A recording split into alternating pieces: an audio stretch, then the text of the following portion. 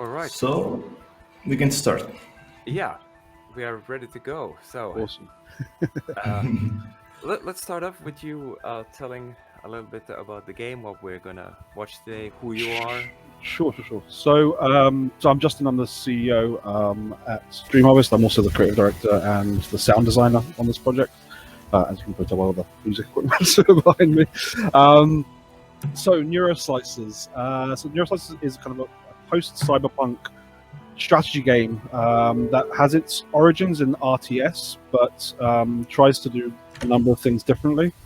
We wanted to try to solve a number of issues we found within the RTS genre, namely the very steep learning curve often associated with the genre, and also the fact that the core gameplay of RTS hasn't really changed very much over the last 15, 20 years.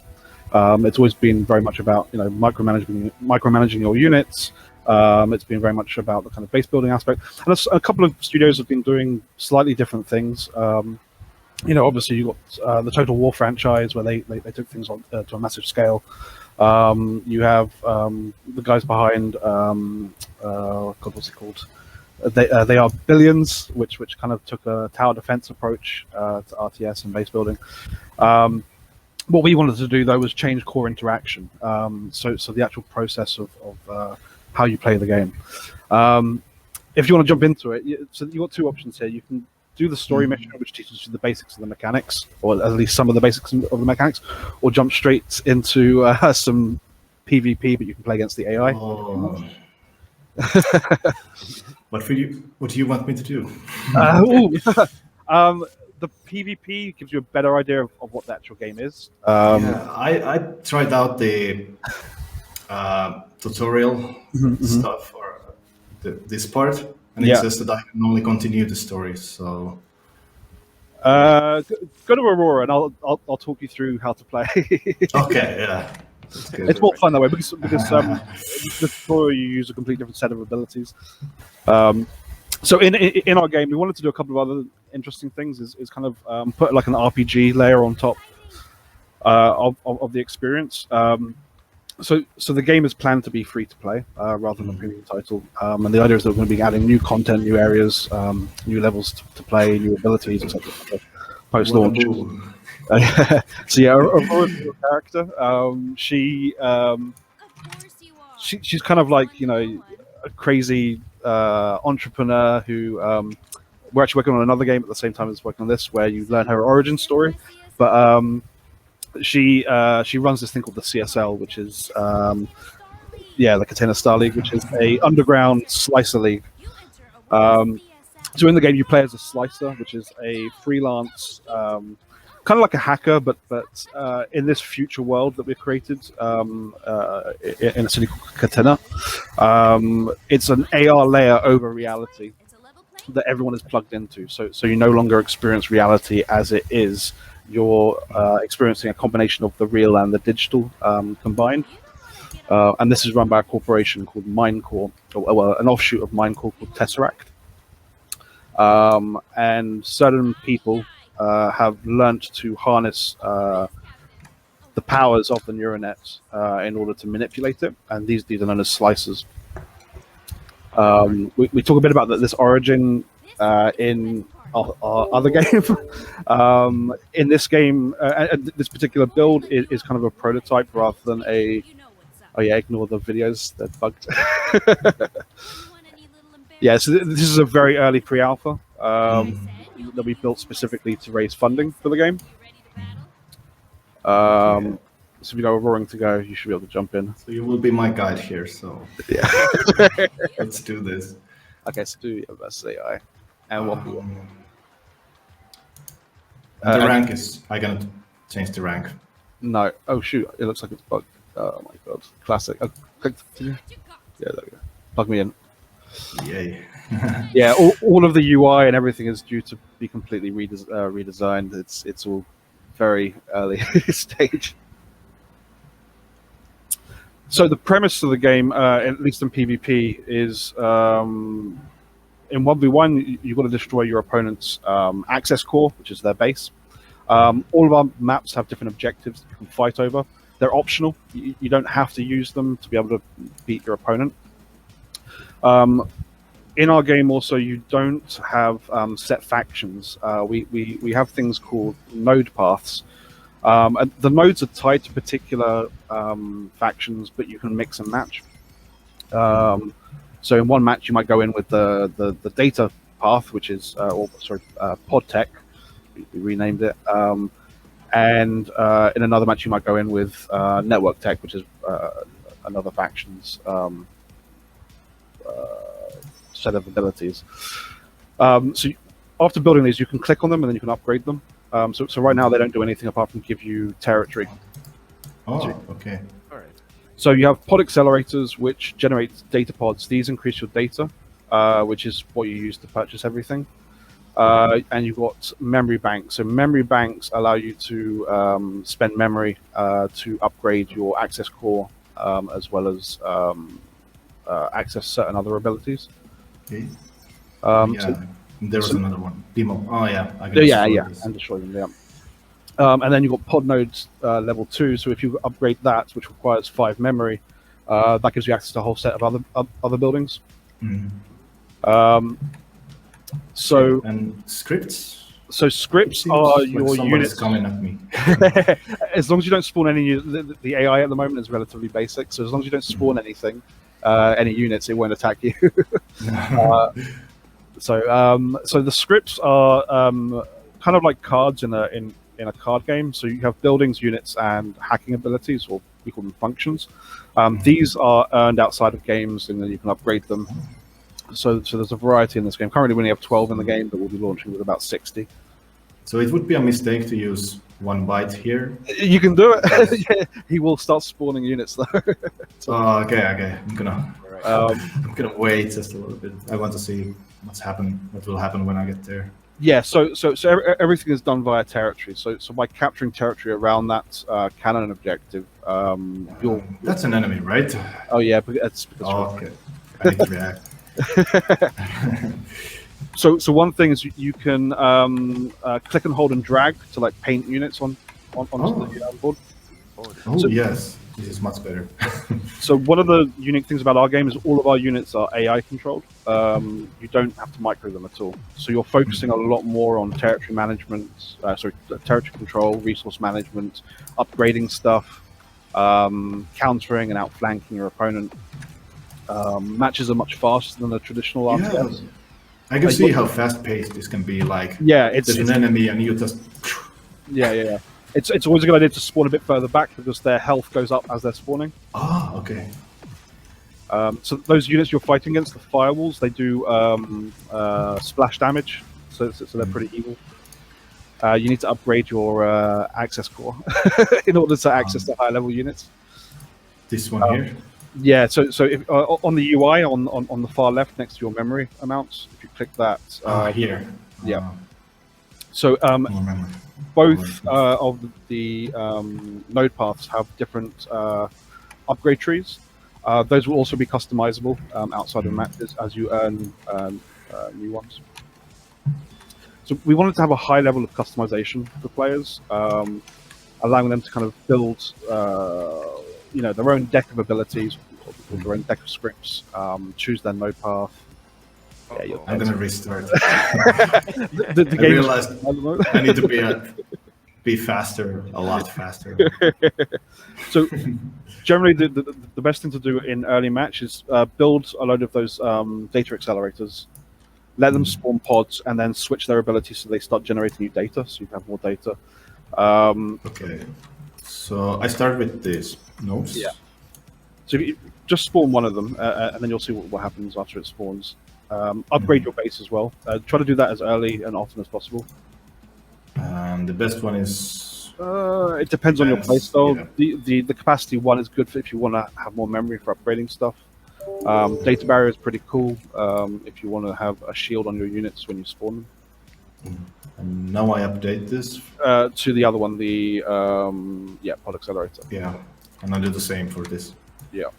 So one of the issues we have at the moment is the player onboarding isn't where it needs to be. As I say, it's still a very, very, very early build, and we're only a team of 4 people. working on it at the moment. Oh, So a lot of the UX design, all that will be massively improved, and the actual introduction to the game will be streamlined. Much nicer. Can you tell something more about the world? Like, Sure.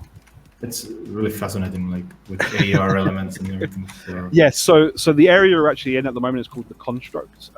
This is the first area that you unlock as part of the story. So the Construct is actually set within an old server. It's the old prototype for the Neuronet. Once you get past this area, you actually start to explore further into the city. So the city's made up of lots of different areas. You've got like Chanier Concourse, which is kind of like the kind of business district. You have Chantelar, which is like the red light district. You've got a place called Canopy, which is kind of like a public district.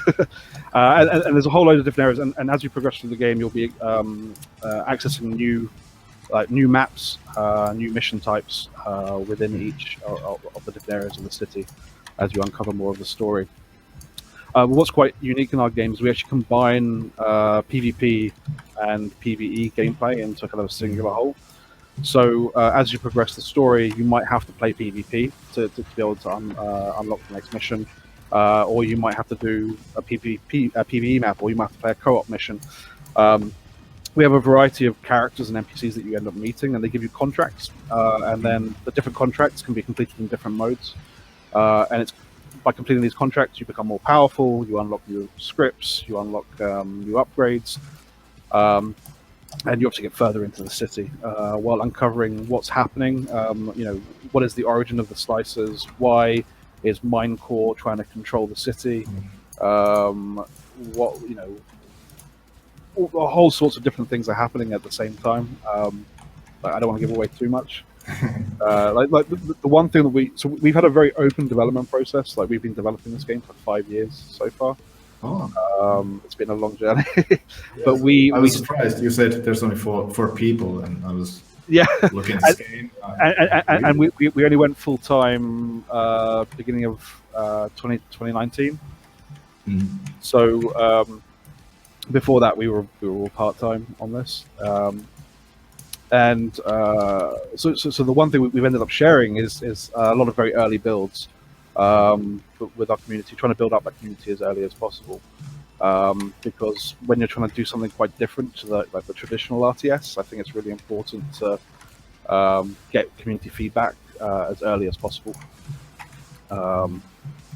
Sanity check everything that you're doing.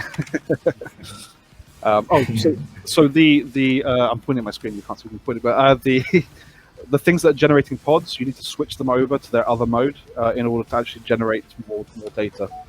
So you click on the one on the right. And I can. No. I can do something like this. No. The one to the further right, the node on your right, the node on your right. Like, deselect this one. Accelerator. Deselect this. Deselect it. Deselect it. So And select the one. This one. Yeah. If you select it. I see. Yeah. So you have to spend memory to be able to actually start generating data. Player onboarding. The AI is like, seriously. The AI is not joking around. Yeah. Yeah. I feel that I just like blink my eyes and the AI suddenly has already done something. Yeah. I mean, I can jump into a match with you if you want, and I'll take it a bit easier on you than the AI. Yeah, we can try that. Let me move the screen over here. And I like the Tesla bomb. Oh yeah. The Tesla bomb is way OP at the moment, but it's super handy. Yeah. Seems that AI likes to come in groups, and you just make the bomb and feel. Yeah, so it's actually quite easy to cheese the AI, like, because there's only certain things that it can do at the moment. I mean, the AI, we spent maybe 2-3 weeks on it, and that was it, just to have a working AI. Yeah. But it generally spawns like the perfect counter every time. So you have to spread your units about because it doesn't. It finds it hard to counter when you're spawning in multiple positions around the map. Yeah. And yeah, you have to be really careful with your units because they just go there. Yeah. So you can actually rally your units. So right after spawning your units, if you click and hold the right mouse button on a location, whether it's a building or whatever, they'll rally to that thing. Oh, click and hold.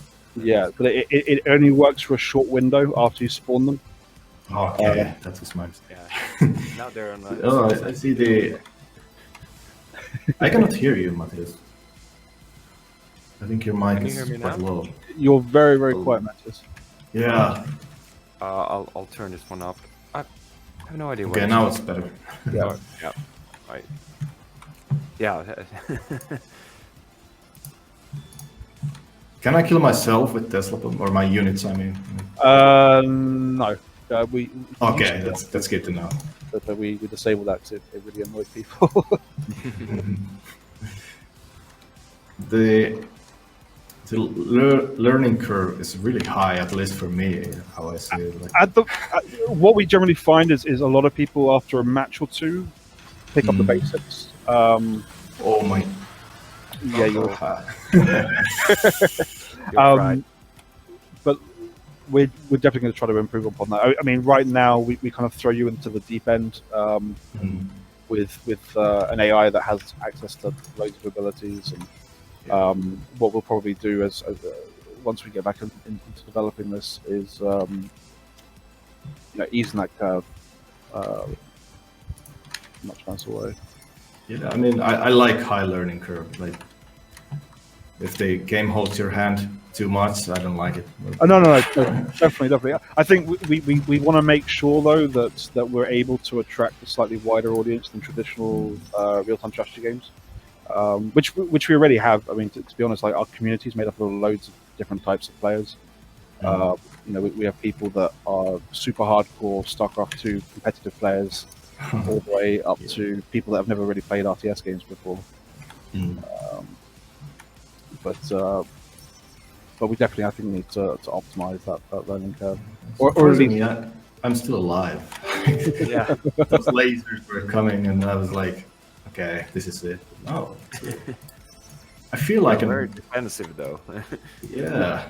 I've been on defense like almost 100% of the time. what you could do is spawn a load of units, then rally them to the enemy base, and they'll go straight there and kill it. Okay. So you were saying that it's good to have like some distance between the units, or did I misunderstood? Yes, but I mean, I would still spawn them in batches. So like 5 units in one group, and then 5 units somewhere else on the map. I mean, obviously the amount of territory you have at the moment is quite little. So yeah.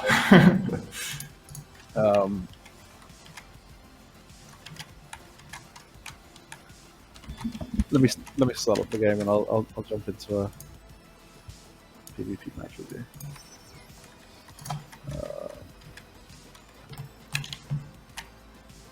Yeah, I can really see that some StarCraft 2 and like some high level like strategy people would play this game with lots of different ways. And yeah, we've run a few tournaments like on our Discord, and we have a handful of like absolutely mind-blowing players who, I mean, when you watch them play, you're like, shoot, like how and the matches that they play, like when you've got 2 high-level players playing, the matches last maybe 4 minutes.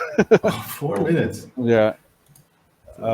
Which is, to be honest, is a bit too fast. We want to balance it a bit more to. The target time is about 8 to 12 minutes for like high level play, and then 10 to 15 minutes for sort of standard play. I think the clicks per minute is super high in those 4-minute tournaments. Yeah, exactly.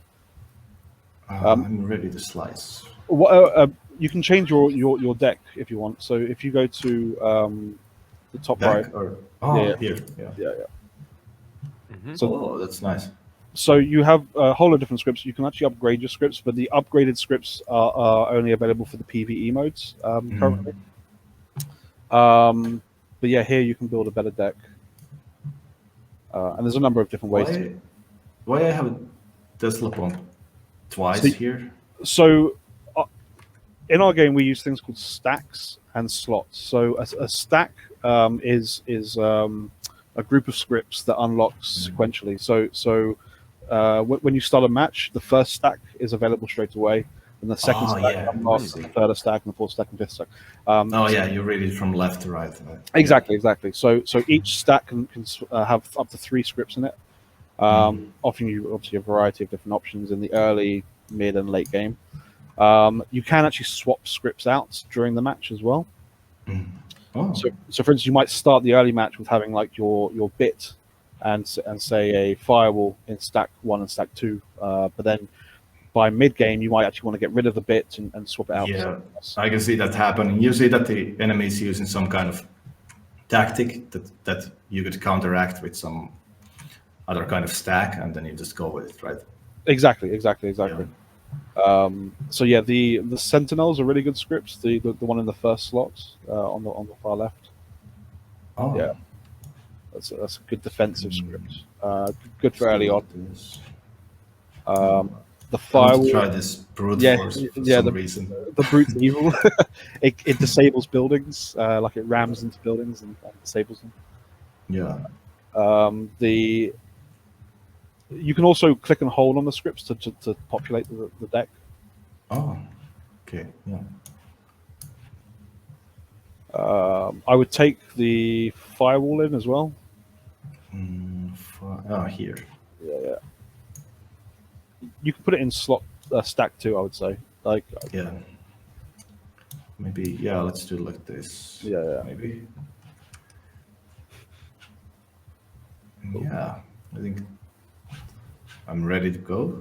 okay, and then one other thing you can do after you've done that, Mm. if you save, and then go to if you go back on Aurora,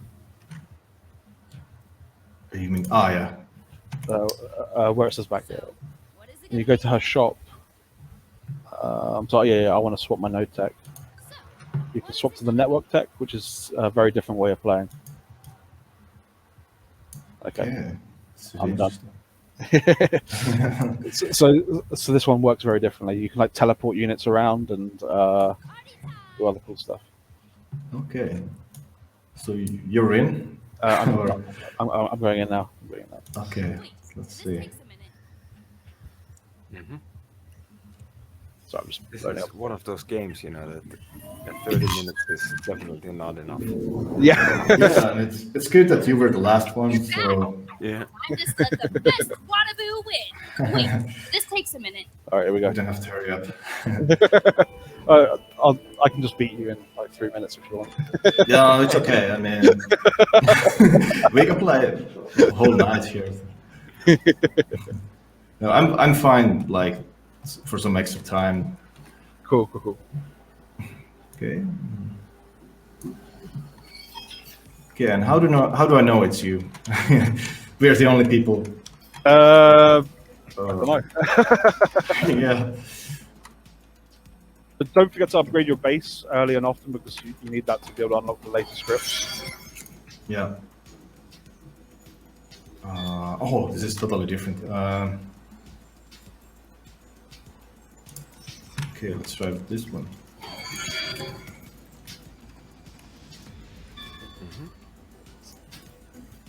So what changed? So the network nodes, if you check out their abilities, they are really different. So my favorite ability is that one, yeah, the recall node is absolutely amazing. Let's see. Oh, okay, I did it wrong. I was supposed to have units before using the thread. Well, the spider node is really handy because it makes your nodes free, Mhm. which means that you save on data when you're spawning them. So, is that you? Yeah, that's me. Oh, that's good. So I don't have to be worried. And actually, I can follow you. Like, in a way, I can just mimic what you're doing. You could do, yeah.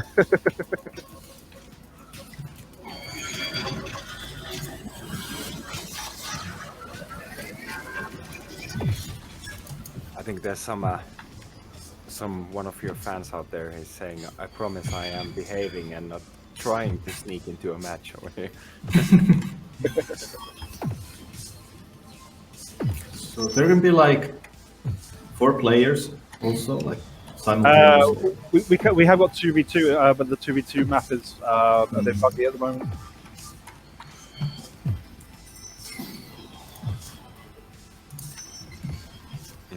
Firewall. Oh my god, I'm losing already.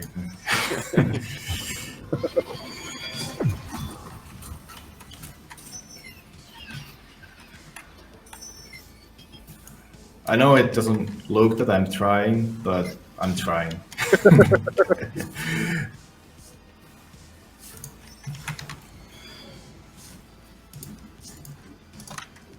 Oh, what? So you're actually in a thing called overflow right now. So overflow is when you spend too much memory, and in order to get more memory with the network path, you need to build more nodes. Each node gives you another piece of memory. So memory is kind of your, you know, like in traditional RTS games, you have to build like houses in order to be able to have more units. So Yeah, that's our more memory system. The issue is that when you go into overflow, your base takes damage. Oh yeah. So you need to get So- up. He's like, I was almost dead without realizing, like. Me too. I'm on 200 health. Ooh.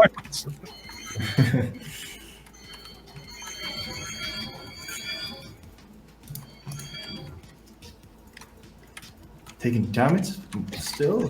What? So one of the issues with the network path is that if I cut off the network, it means that Oh yeah. get disabled. You can destroy me easily if Yeah. I'm not protecting my network, yeah. Oh my. How can you make so many? Because I save them. I've been just. oh, here we Well, go. I have a little bit of money. Let's see. Oh wow. Straight into my trap. No. So you died because you ran out. I of wish. Yeah. We could try once more. Yeah. There's like Hey, Waterloo. I'll go there's some overtime, but So you can take contracts with Aurora as well. So this is kind of if you go to the right, can I help you with anything? okay. Going to complete some more contracts for me, Waterloo? So this is kind of like part of our progression system. The more you get to know characters, you get new contracts available from them. Because we have like a character relationship system Ah, yeah. as well. Maybe you're not. Okay, yeah. Oh wait, this takes Not a fair. Contracts everywhere. So, what is it gonna be? There's really a lot of levels in this game. Like, Yeah, it's quite a deep experience.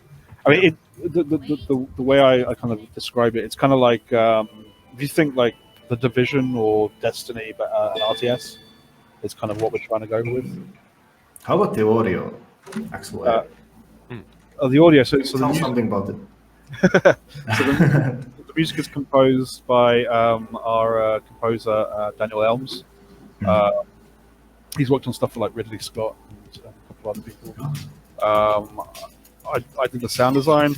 The music's still very early stage, so a lot of the music we're hearing in the game is still like early experiments. But yeah, it's a massive amount of sound design. We've got over 5,000 sounds in the game, I think. Oh. Most of it is kind of temporary. It's sort of placeholder at the moment. So it's, yeah, it's a very big project for a very small team. Hence why we're trying to secure funding at the moment. For So scale. you kind of have like a esports in mind in a way, like how I Yeah. understand it. Yeah, so we wanted to build the PvP experience for to be esports ready, to be balanced and to be fair, but also approachable for a wider audience. Like we kind of hide the PvP behind narrative, so it makes it a lot more approachable for a much wider audience. Because I think a lot of people are put off or scared by player versus player usually. But it's you know, it's still kind of somewhat optional in the game. Like you can play PvP. So we have two different types of PvP. We have competitive PvP and we have non-competitive PvP. And like the non-competitive PvP is similar to games like what are they called? I'm trying to think of similar games. Like Clash Royale, almost, where like all of the abilities can be upgraded. You can be overpowered compared to your opponent, though we do try to balance that with proper matchmaking. Whereas for competitive PvP, everything is available to the player from the outset, so everyone has an equal chance. None of the upgrades are active, which means that no one has an advantage over another player. It's purely skill based. Yeah.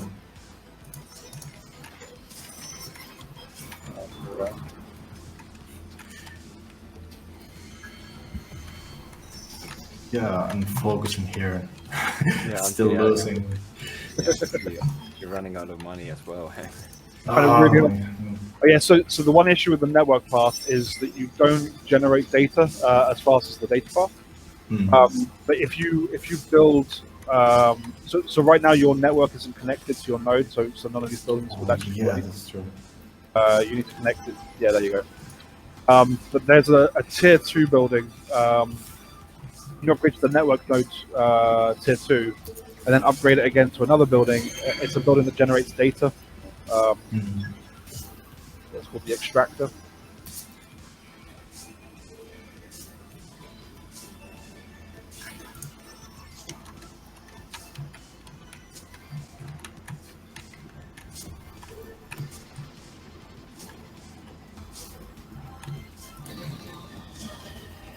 Yeah, there's a lot of depth in this game. Like, I'm a little bit overwhelmed. I'm sorry about that. So, I went through the tutorial, like the half of the tutorial or something, but that wasn't enough. Like no. So the tutorial currently kind of teaches you the basics of placement and like the how important territory control is. It teaches you how to spawn units and how they're AI controlled. But beyond that, it doesn't go into depth about the actual the different nodes, the different node systems. So that's something that will be introduced with the next story mission, or actually next couple of story missions, which are where you get introduced to the factions, and they're the ones that will actually give you these faction nodes or tech nodes. Right now, the narrative in this particular build is like really rushed in order to just show off as much of the experience, because this build was predominantly for publishers and investors rather than players. But then we thought, let's just give it to the players to play and see what they think. And they told us what we knew, that the learning curve is too high at the moment, which is it's fair. I think that's the issue with trying to build something as expansive as this with such a small team. Is we have to be very selective over what we spend our time on.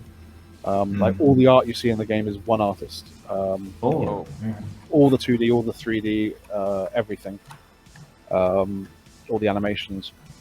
So, but Loic, our director, who did everything. He's super good. Yeah, it looks like it.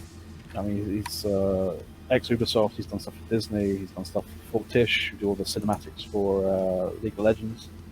So yeah, he's a super talented guy. And then like our CTO, who's also our network programmer, back-end programmer, gameplay programmer, He did all of the effects as well. So. Mm. Alright. Should I beat you now? What was that? I think I heard your audio. You built something. Because I tabbed out of the game for a bit, and then I tabbed back, Okay, yeah. and it went a bit weird. Yeah. So like a big Yeah, now we're gonna see the final strike. Oh shoot! I just killed myself. Oh, I won. Yeah, easy. No, I put myself into like serious overflow. Shit. Oh, perfect. Yeah, I mean, Alright. I like that kind of difficult concept. Like, really, it just takes so much time to, like I said, I'm a little bit overwhelmed, but yeah, I really like that kind of. I really often play competitive, like online games and stuff like that, and Yeah. I understand the potential when I see one. Cool. Yeah, that's the thing. You know, we wanted to have an experience that could cater to a variety of players, from the super competitive all the way to kind of players that prefer that PvE experience. I mean, Neuroslice is essentially an RTS MMO. Or that's what we're kind of aiming towards it being. Though it's really important that we continue working with the community to work out really what features they want in the game. We're already going to probably take some of the things that we put in out. Like the conversation system we have in the game at the moment is super clunky. There's too much dialogue, for instance, and people get a bit annoyed with that. So we'll probably be reducing the amount or streamlining it at least. The PvE aspect at the moment is actually a PvE PvP. We're probably actually going to change that to purely PvE, and then probably do some procedural generated maps for that. So there's a lot of tweaks, a lot of things still to fix, still to do. We still have at least 18 months to 2 years to finish this game, I'd say. On the basis that we can scale the team to the level that we need to scale it to, because we're aiming to kind of grow the team to around 30 people. To kind of get it done. Hence why we're working on a smaller game at the moment that's also tied to the Neuroslice IP. That smaller game is going to be launching in a couple of months, and hopefully that kind of brings in an even wider audience to the world. Can you tell a little bit more about this? So we haven't even announced the game yet. So You don't have to. All right. all I can say is it's set about 13 years before the events of Neuroslices. It introduces a lot of the characters from the world. 13 years before these events. The game, from a genre perspective, is very different. It's a relatively simple city management / narrative experience. Best way to describe it probably is like a choose your own adventure with some light city management in there. But it's very much like a story with like different paths you can go down depending on the choices that you make. And with elements of management, you have to make decisions, and there are resources and stuff. But yeah, so that's going to be announced soonish, like properly. But yeah, so I'm excited to see what people think of that. Like the story is very, it's an emotional roller coaster, I would say. Like there's a lot of depth to the world and to the characters that we've created, because we've been working on this for, we've been working on this world for actually longer than Neuroslices. We first started writing this world 7 years ago. So there's a lot of intricacy to each of the characters and their relationships, and the socio-political aspect of the city and the corporations trying to run it. So hopefully people find the story super interesting, and then hopefully they'll get super excited about Neuroslices as well. Yeah. And there's a lot of behind everything. I mean, when I checked this, it says pre-alpha 0.16. So, yeah, I mean, if you're just watching the version number, you would expect something a lot less than this game is offering already right now. So No, thank you. It's been a passion project. You know, we put a lot of time, blood, sweat, and tears into what it is at the moment. We've still got a long way to go, I think. You know, there's so much more we want to do with the game, and you know, there's so much more we want to do with the world as well. You know, like the idea is that we want to launch this smaller game while still developing Euroslicers, but we're also planning lots of other games within the IP. And all of them being different genres and different ways of telling the different stories that we have within the world. But Neuroslicers is kind of like the big project that will kind of be you know, going on for a long time post launch. But hopefully this game will also spin off a load of other interesting things we can do with the IP. So yeah, so that's it really. Perfect. All right. So you want to? Well, you already kind of. Well- Usually we ask like, do you want to advertise your game? But Yeah, well, if anyone's interested in following the game or are interested in the smaller game we're developing, or just want to come and chat about development and about all sorts of stuff, yeah, we have a Discord. It's discord.gg/Neuroslicers. We're obviously on Twitter, so it's at dream_harvest. Yeah, come speak to us. We're a super lovely bunch of people that love chatting about all sorts of stuff. So, yeah, excellent. well, thank you for being Right. here. Yeah, Yeah, thanks so much for inviting me. It's really nice to have you here. Yeah, really interesting game you got. Really there. appreciate it. Yeah. Thanks, guys. All right. Take Thank you care. so very much. You too. Bye. See you later. Bye bye.